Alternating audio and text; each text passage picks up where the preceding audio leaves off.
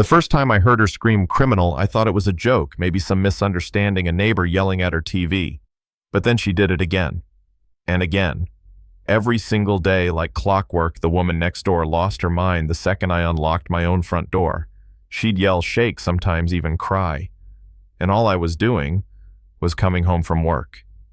I moved to that little cul-de-sac to get away from HOA lunacy. No more rules about mailbox colors, no more letters about fence height, just peace, quiet, and maybe the sound of birds if I was lucky. But somehow I'd ended up living next to the self-appointed sheriff of suburbia, a woman named Margaret White, who ironically was the president of the HOA from the neighborhood across the street. My house wasn't under their jurisdiction, but that didn't stop her from acting like it was. Now I'm not an easily rattled guy. I write software for a living. I'm used to weird bugs and frustrating logic. But this woman screaming criminal at me for unlocking my own front door was on another level. At first I tried to laugh it off. Maybe she was confused. Maybe she thought I was someone else. But after the 4th police visit in 2 weeks, yeah, she actually called them on me. I realized something deeper was going on. Then came the key. It was a Monday evening just after sunset. My wife was working a night shift at the hospital, so I was alone. I grabbed the mail, expecting the usual bills, but there it was, an old brass key wrapped in tissue paper, like something out of a mystery movie. Heavy, worn, beautiful in a way, but definitely not mine. Still, curiosity got the better of me. I tried it in my lock just to see. It slid in smooth as silk. Too smooth. And before I could even process that eerie fit, I heard her again. Margaret screaming bloody murder. Stop, criminal. You're breaking into someone's home. She came charging across her yard, power suit on HOA badge gleaming like she was about to make a citizen's arrest. I turned dumbfounded. Ma'am, this is my house, I said, holding up my mail. I live here. But when she saw the key in my hand, something changed. The fury drained right out of her. Her face went pale, her body started shaking, and her voice dropped to a whisper that chilled me to the bone. It's back, she said. It found me again. Then she screamed for her son Daniel. Get away from him. He has it. A kid came running out, about 17. Tall, calm, way too composed for a teenager watching his mother have a meltdown. Mom, it's okay, he said softly, guiding her back toward their porch. He's just a neighbor.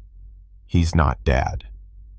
I remember standing there, frozen, the key still warm in my palm, wondering what in God's name I had just stepped into. Daniel apologized, said his mom had triggers, that the key reminded her of something bad. He didn't say what, but his tone was practiced, like someone who said those words 1,000 times. I pocketed the key, mumbled something about getting rid of it, and that was that, or so I thought. The next morning I woke up to find 3 official-looking vehicles parked in my yard. Clipboards measuring tapes, the whole HOA SWAT team lineup. And there she was, Margaret, flanked by inspectors, barking orders like a general on a battlefield.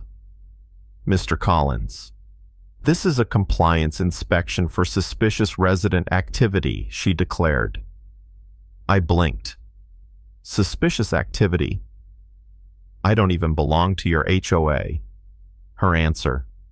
Suspicious activity supersedes consent. What does that even mean? My grass was too long by ½ an inch. My mailbox was apparently improperly aligned. And get this, I was cited for unauthorized door access patterns. Meaning, unlocking my own front door. While all this chaos unfolded, Daniel was there, too quiet, professional, filming everything with expensive-looking equipment. He kept apologizing, but there was something off about his calmness. Like he wasn't filming out of fear, but documentation.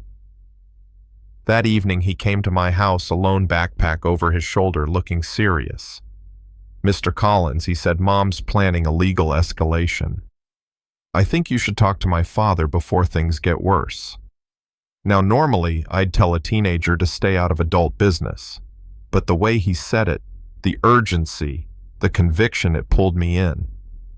He gave me his dad's number, said his name was Richard Miller, family attorney, and that he could help me understand Margaret's condition. Richard turned out to be the kind of man you instantly trust. Calm voice, polished smile, office full of mahogany and diplomas. He listened to my story and nodded like he'd seen it all before. Margaret is ill, he said. Her trauma runs deep. You're not her enemy, Mr. Collins. You're just caught in her pathology. For the first time, things made sense. Or at least I thought they did. Over the next few days, Daniel started helping me gather evidence to defend myself. Photos, documents, even legal templates Richard sent over. He said it was to expose his mother's overreach. He seemed genuinely eager to help, like a kid desperate to prove he could fix what his parents had broken. But my wife Anna wasn't convinced. "Doesn't it bother you," she said one night, "how calm he is while his mother unravels? Or that he knows our property details down to the inch?" I brushed it off. Until Saturday. Daniel slipped. He mentioned our address, 1247 Ridgeview Drive. Except that wasn't our address. It was Margaret's. Our deed said 1248. Anna caught it immediately. How does he know that number if we never told him? Something in my stomach turned cold. I pulled out our property documents, double-checked everything, and there it was clear as day. We'd been living in the wrong house for 3 weeks. I'd been unlocking Margaret's door every day, using a key that wasn't mine. Her screaming, her terror, the so-called harassment, it all made horrible, perfect sense. I wasn't the victim. I was the intruder.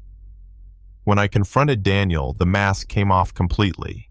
He smiled, not kindly, not nervously, but like someone who'd just finished a long, successful experiment. "Took you long enough," he said.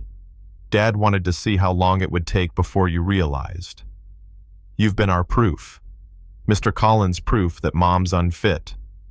He opened his laptop and showed me weeks of footage, me entering Margaret's house, drinking coffee in her kitchen, walking around her living room while she screamed for help. Every clip labeled time-stamped, cataloged. It wasn't documentation, it was evidence. Richard and Daniel hadn't been helping me. They'd been using me, an unwitting pawn in their psychological war, to make Margaret look insane, to strip her of custody, property, maybe even freedom. I exposed them. Publicly. It cost me plenty lawyers, reporters, police investigations. But the truth came out. Richard was arrested for abuse and conspiracy. Daniel was sent to juvenile rehab for psychological reconditioning. Margaret, broken but free, eventually found her voice again. She even planted a garden where her trauma began, said it helped her remember that healing doesn't mean forgetting. 6 months later, I still live at 1248 Ridgeview Drive. Margaret waves sometimes from across the street. She's quieter now, and so am I. But last week, Anna found something on our porch, a brass key wrapped in tissue paper with a note attached. Some lessons never end. A friend. So yeah, if you ever think your neighbors are crazy, maybe double-check your address first. Tell me what you think. Was I a victim, a fool, or something worse? Drop your thoughts in the comments. And if you've ever had a neighbor story that spiraled out of control, hit like and share it. Because sometimes the wildest nightmares start with a simple turn of a key.